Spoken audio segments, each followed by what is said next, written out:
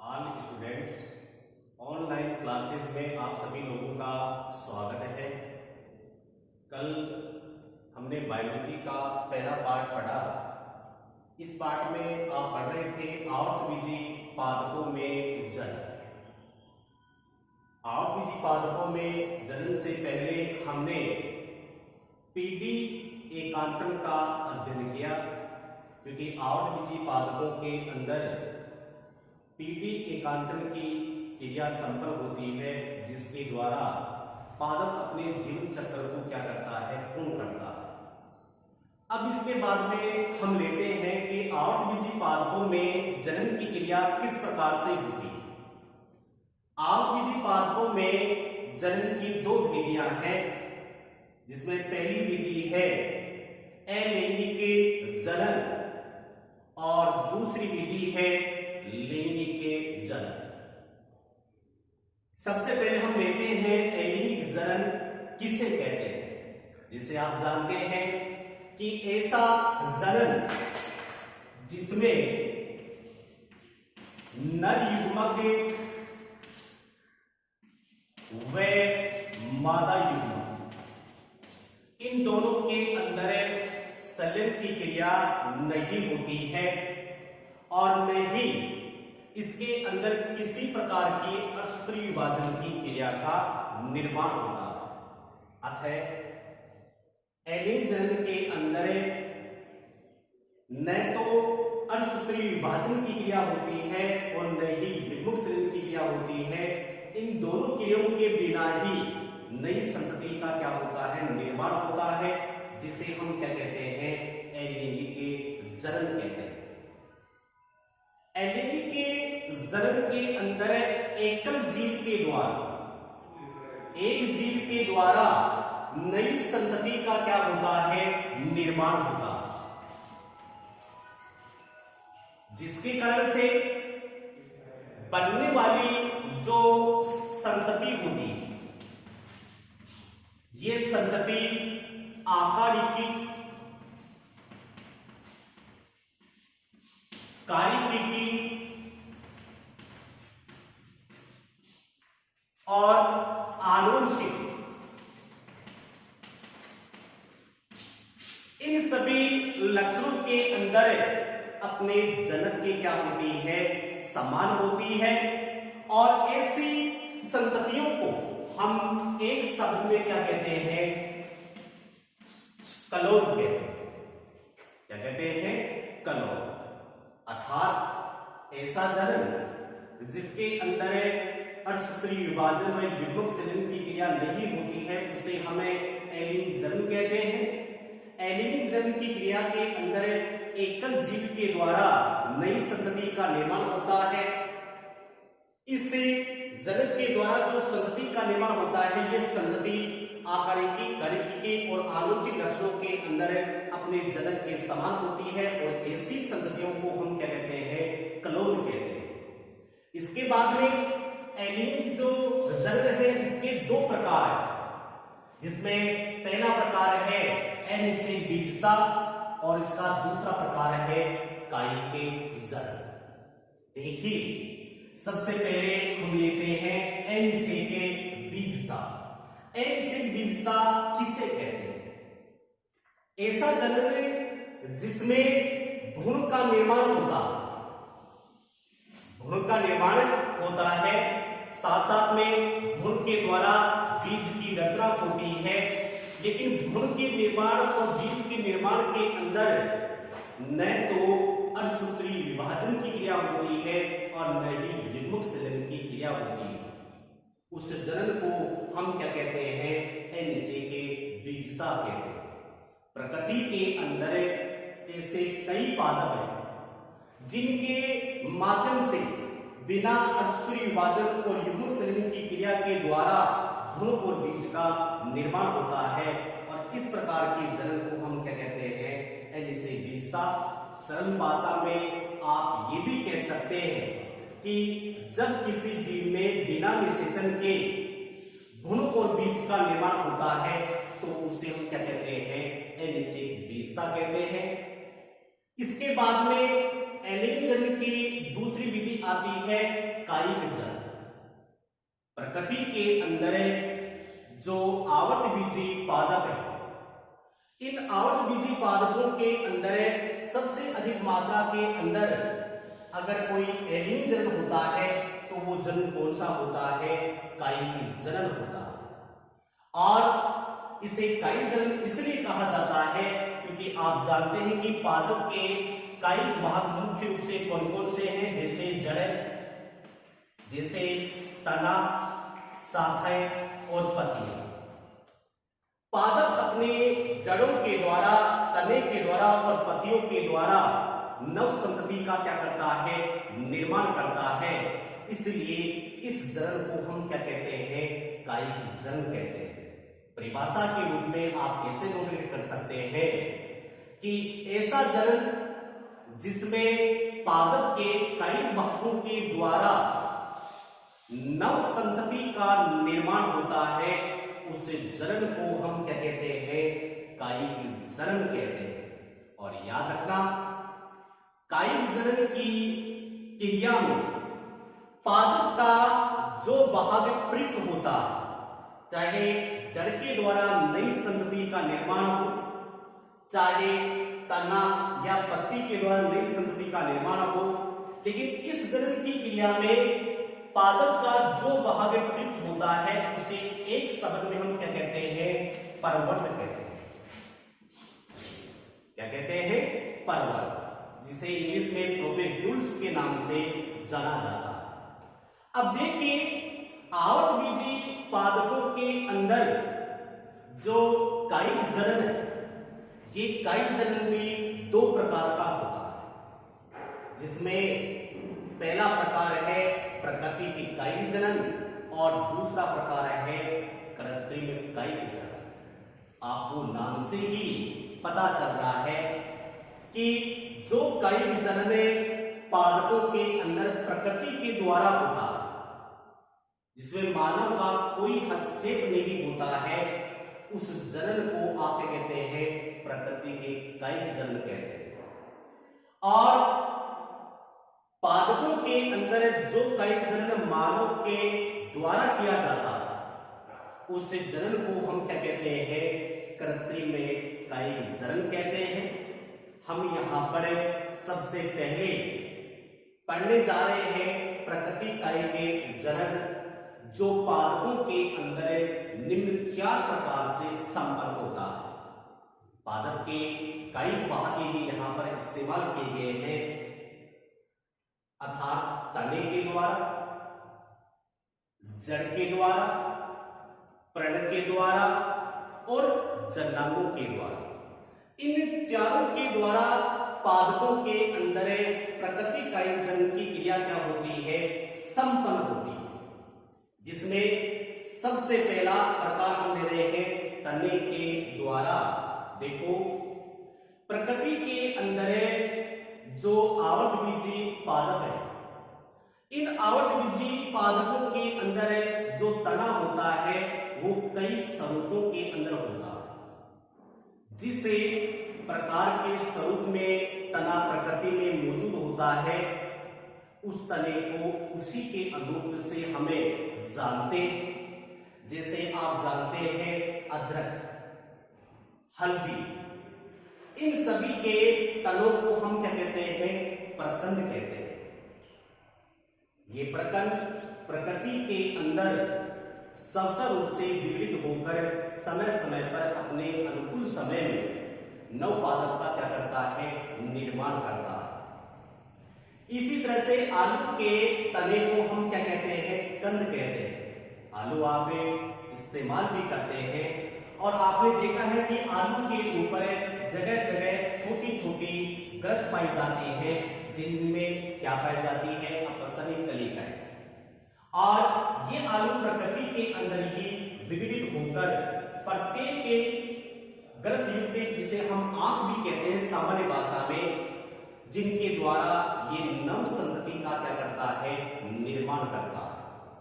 इसी तरह से लहसुन और प्याज के तने को हम क्या कहते हैं? सलकंद कहते हैं। लहसुन के अंदर जो कलिकाएं होती हैं वो तने का ही स्वरूप है, प्याज के अंदर जो कवर होता है या प्याज की जो कलिका होती है वो तना ही होता है, और इनके द्वारा भी प्रकृति के अंदर स्वतः ही नवपादप का क्या होता है, निर्माण होता है। आपने देखा होगा कि वर्षा ऋतु के समय या शरद ऋतु के समय हमारे घर के अंदर पड़े हुए जो प्याज होते हैं वो स्वतः ही अंकुरित होने लग जाते हैं, जिसमें मानव का कोई हस्तक्षेप नहीं होता। इसी तरह से अरबी है, केसर है, इनके तने को हम क्या कहते हैं, दनकंद कहते हैं, और इनका तना भी प्रकृति के अंदर स्वतः रूप से विविध होकर नव संगति का क्या करता है, निर्माण। इसी तरह से दूब का जो तना होता है, इस तने को हमें ऊपरी भूस्तरी कहते हैं। क्यों कहते हैं? क्योंकि आपने देखा है कि दूब जो होती है इसका तना मिट्टी की सतह के ऊपर लेटकर वृद्धि करता है। तने के ऊपर पर्व और पर्व संधियां होती हैं। प्रत्येक पर्व संधि के द्वारा अपस्थलिक जड़ों का निर्माण होता है नीचे, और इसके ऊपरी भाग के अंदर नई शाखा का क्या होता है, निर्माण। तो इस तरह से दूबे भूमि की सतह के ऊपर लेटकर वृद्धि का कार्य करती है, ऊपर की तरफ तने का निर्माण करती है, जिसके कारण से हमें इनके तने को ऊपरी भूस्तनी के नाम से जानते हैं। इसी तरह से पुदीने के तने को हमें अंतर भूस्तनी कहते हैं, क्योंकि पुदीना का जो तना होता है वो भूमि के भीतर की तरफ वृद्धि करता है, और इसके तने के ऊपर भी जो पर्व और पर्व संधियां होती हैं उनके द्वारा जड़ें और ऊपर की तरफ शाखाओं का क्या होता है, निर्माण होता है। अर्थात भूमि के भीतर की तरफ इनका तना वृद्धि करता है, इसलिए पुदीने के तने को हम अंतःभूस्तरी के नाम से जानते हैं।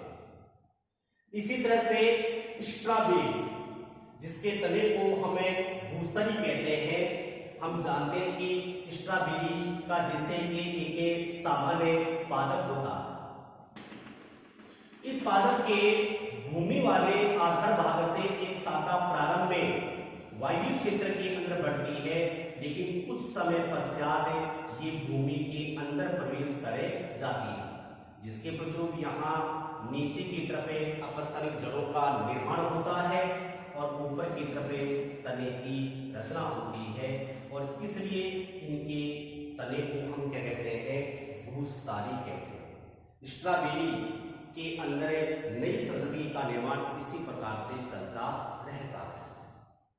और बात करते हैं जलकुंभी, जिसके तने को हम भूस्थारिका कहते हैं। भूस्थारिका और ऊपरी भूस्थारी के अंदर अधिकांश समानताएं पाई जाती हैं, इनमें कुछ ही अंतर पाया जाता है। जैसे आपने अभी पढ़ा है कि दूब का जो तना होता है वो भूमि पर लेटकर वृद्धि करता है, वैसे ही जलकुंभी का जो तना होता है वो जलीय आवासों के अंदर जल की सतह पर लेटकर वृद्धि का कार्य करता है।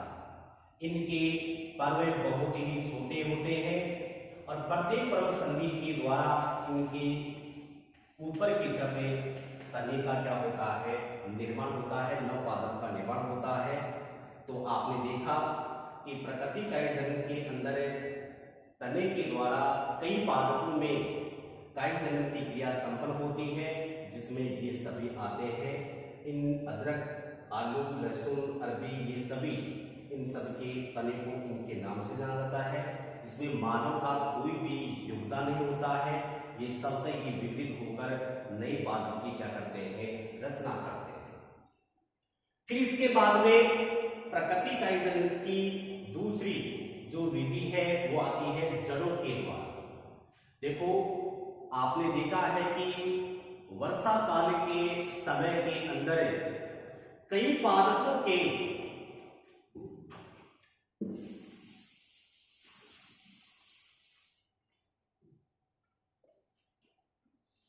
आधारी भाग पर, जैसे ये मूल पादप है, आधारी भाग पर नव पादप आपको देखने के लिए प्राप्त होते हैं। ये नव पादप आपको किसके द्वारा बनते दिखाई देते हैं, जड़ों के द्वारा। और पादप कौन से? काष्ठीय पादप। वर्षा काल में आपने देखा होगा कि शीशम के नीचे जड़ों के द्वारा कई प्रकार के पौधे बाहर की तरफ निकले होते हैं। इसी तरह से नीम का जो पादप होता है उनके अंदर भी जड़ों के माध्यम से नवपादपों का क्या होता है? निर्माण। और कुछ समय पश्चात इन पादपों के द्वारा एक संपूर्ण परिपक्व पादप की क्या हो जाती है? रचना हो जाती है। इसी तरह से प्रकृति के अंदर कई पादप ऐसे होते हैं जिनके अंदर कंदीय मूल पाई जाती है और इन कंदीय मूलों से अपस्तनिक कलिकाओं का क्या होता है? निर्माण होता है और वो अपस्तनिक कलिकाएं वृद्धि करके एक नए पादप का क्या करती है?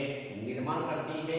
जैसे शकरकंद और एस्परेगस।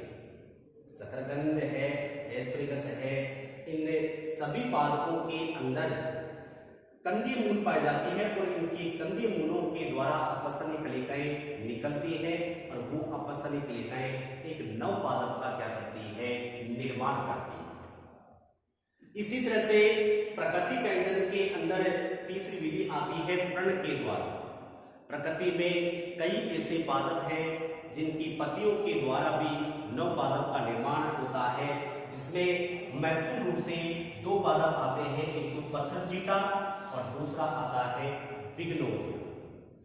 पत्थरचीटा जो पादप होता है, इस पादप के अंदर इस प्रकार की जैसे प्रण है, जैसे आप पहले पढ़ चुके हैं कि ये प्रणग्रंथ है, ये पर्णाधार है और ये पर्णफलके भाग, और इसके मध्य भाग के अंदर ये क्या होती है?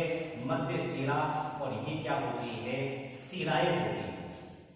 पत्थरचीटा के अंदर जो पर्णफलके भाग होता है, इस पर्णफलके भाग के अंदर अपस्तनिक कलिकाओं की रचना होती है और ये अपस्तनिक कलिकाएं फिर नव पादप का क्या करती है? निर्माण करती है। ध्यान देना, ये अपस्तनिक कलिकाएं जब पत्ती पादप के साथ में संलग्न होती है उसी समय बन जाती है, और जब पत्ती नीचे की तरफ गिर जाती है तो उसके बाद प्रत्येक के अपस्तनिक कलिका के द्वारा एक नव पादप का क्या होता है? निर्माण होता है। इसी तरह से बात करें हम बिगोनिया की, तो बिगोनिया की पत्ती के अंदर भी अपस्तनिक कलिकाओं का क्या होता है? निर्माण। लेकिन बिगोनिया के अंदर जो अपस्तनिक कलिकाएं हैं, ये अपस्तनिक कलिकाएं कहां पर बनती हैं? एक तो पर्णवृंत भाग के ऊपर और दूसरे बनती हैं शिराओं के ऊपर। इन शिराओं के ऊपर अपस्तनिक कलिकाएं बनती हैं और प्रत्येक अपस्तनिक कलिका के द्वारा एक नव पादप का क्या हो जाता है? निर्माण हो जाता है। और उसके बाद प्रकृति काइजन की लास्ट विधि है जननांगों के द्वारा। और जननांगों के द्वारा प्रकृति काइजन कौन कौन से पादपों में होता है? अगेट और रतालु। देखिए, अगेट और रतालु के अंदर जननांगों के द्वारा किस तरह से नई संतति का निर्माण होता है। इन पादपों के अंदर जब कायिक वृद्धि की क्रिया समाप्त हो जाती है तो उसके पश्चात पुष्प कलिका का क्या होता है? निर्माण होता है। लेकिन जब इन पादपों के अंदर पुष्प कलिका का निर्माण होता है तो इस पुष्प कलिका के द्वारा क्या बनता है? पुष्प बनता है।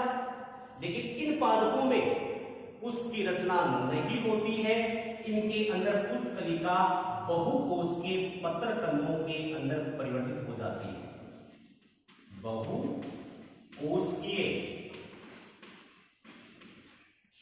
पत्र कंदों के अंदर परिवर्तित हो जाती है और फिर प्रत्येक पत्र कंद के द्वारा एक नव पादप का क्या होता है? निर्माण होता है। तो इस तरह से आवृतबीजी पादपों के अंदर जो प्रकृति के कायिक जनन है, ये इन 4 विधियों के द्वारा संपन्न होता है। और इसके बाद में हम अगले पार्ट में पढ़ेंगे कृत्रिम कायिक जनन, जिसकी 3 विधियां हैं, जिसका अध्ययन हम कल करेंगे।